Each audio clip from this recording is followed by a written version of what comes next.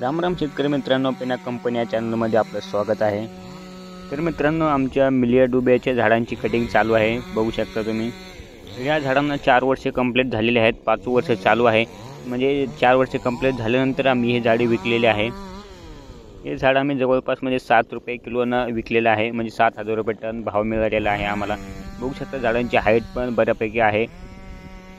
जोपर्यंत शक्य होईल तोपर्यंत आपल्याला झाडांची हाईट नेऊन घालायची आहे, कारण कंटिन्यू 20-25 फुटापर्यंत जर झाडांची हाईट असेल तर आपल्याला माल भरपूर प्रमाणामध्ये मिळतो। कारण की ज्यावेळी झाडांची कटिंग होते तेव्हा झाडाच्या लाकडाचे जे 4-5 फुटापर्यंत तुकडे काढतात। हे बघू शकता तुम्ही, अशा प्रकारे बारीक बारीक तुकडे काढले जातात।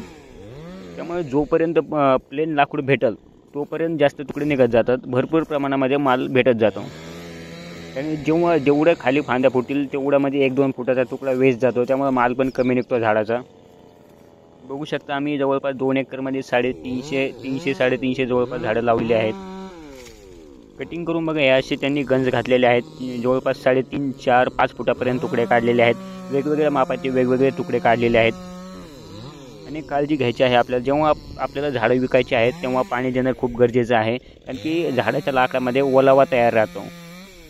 जेव्हा आपण झाडाची कटिंग करतो तेव्हा व्यापाऱ्यासोबतच बोलून घ्यायचं आहे अगोदर, की जेव्हा कटिंग होते 1-2 दिवसातच गाडी लोड झाली पाहिजे। बघू शकता आमचे 3-4 दिवसापासून झाड पडलेले आहेत, तरी काही कारण सांगून गाडी लवकर पाठवत नाही, त्यामुळे झाडांचं वजन फास्ट प्रमाणामध्ये कमी होत जातं।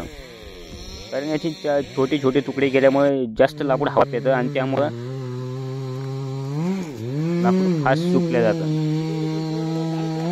बघू शकता आम्ही हे बांधावरती लागवड केलेली आहे। होईल तोपर्यंत आपल्याला बांधावरच लागवड करायची, जेणेकरून आपलं रान पण वेस्ट पडत नाही। आणि बांधावर लागवड झाल्यानंतर लाकूड एकदम फास्ट प्रमाणामध्ये ग्रो होतं।